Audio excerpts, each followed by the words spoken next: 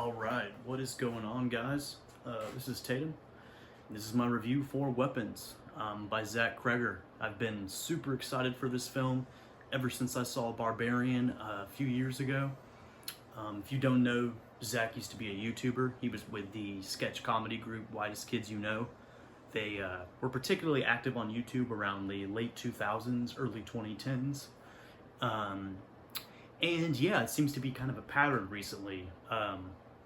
Comedy writers and actors getting into horror, with Jordan Peele, and he's not the only one. There's a few others, but whatever. I just want to get straight into the review. I'm gonna try to make it a spoiler-free review. I don't know if I'll make a spoiler review. There's a lot more I'd be able to say in a spoiler-filled review.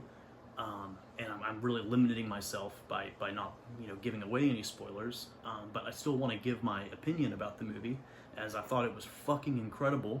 I thought it was even better than Barbarian, which I didn't think he'd be able to top. Not that Barbarian was some magnum opus or anything, but usually there's a little bit of a sophomore slump with first-time directors that end up putting out something really, really well done, or something that does really well.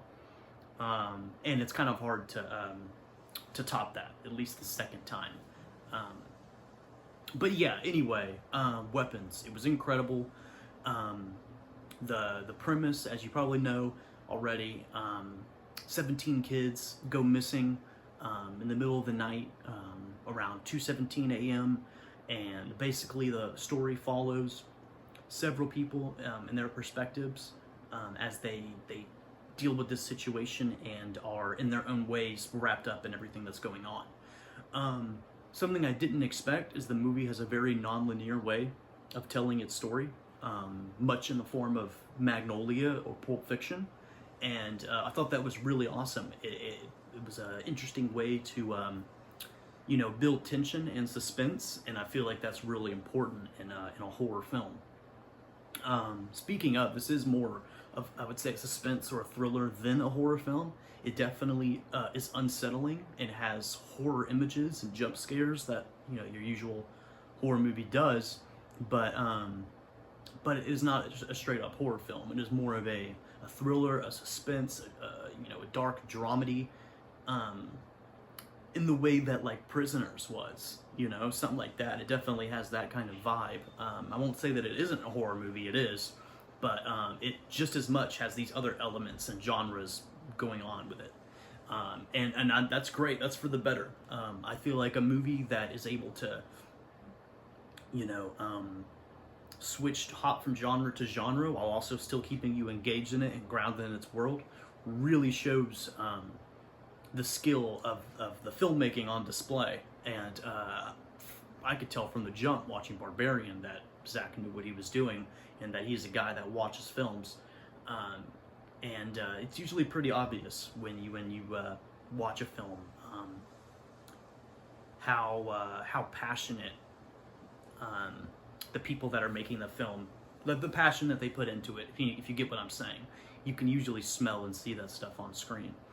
And feel it, and I just felt like you could feel it all throughout this movie. The camera was all over the place.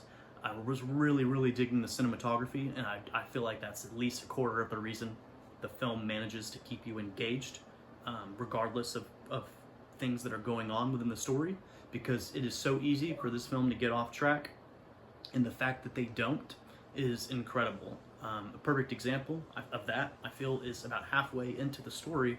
They pretty much just reveal to you what's going on, and it definitely trips you up, as this is a movie that's, from the very beginning, very suspenseful. It has you wondering what the hell's going on, and then all of a sudden it just tells you what's going on, and that might turn some people off. I was very impressed by the way the movie was able to immediately build itself back up again, and again, I feel like that just says a lot about Zach and his skills as a filmmaker. Everyone in this film does a really good job. I was particularly impressed with Josh Brolin's performance. He's one of my favorite actors. I've been a huge fan of his ever since No Country for Old Men. He does a great job here. Julia Gardner does a great job. Benedict Wong does a great job. I actually think Second to Josh, the guy that probably did the best job in this film was Austin Abrams. And he's apparently going to be the lead for Zach's Resident Evil movie. He'll be one of, if not the only, main character in that film.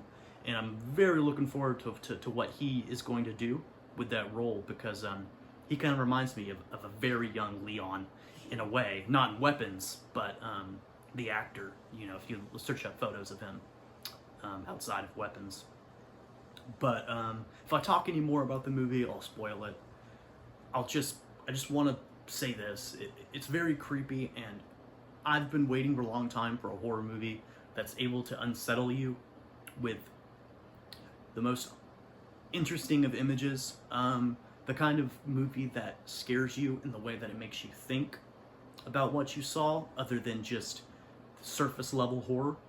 I feel like we're getting a lot more of that as of late, and Weapons feels like the culmination of all the great horror movies that have come out recently. Everything that it feels Hollywood, or just film in general, has learned from making horror movies for the last 50, 60, 100 years. We're getting some really evolved horror nowadays, and it's just really awesome to see. And same in the gaming world. Speaking of Resident Evil, I feel like survival horror is just killing it in the gaming world too. So it's very interesting to see. I can't wait to see what Zach does after Resident Evil. And I thought this was a good movie for me to come back on as a guy that just started making reviews and hasn't posted one in over a year. This was a movie I was really excited about and wanted to talk about. So please go see this movie. It's really well done, really well made. Everyone's really great in it. And I just think you're going to have a lot of fun. And fun might not sound like the right word, but after the ending, yeah, I think it does. But yeah, take care, guys, and go see Weapons. I'll catch you guys in my next review.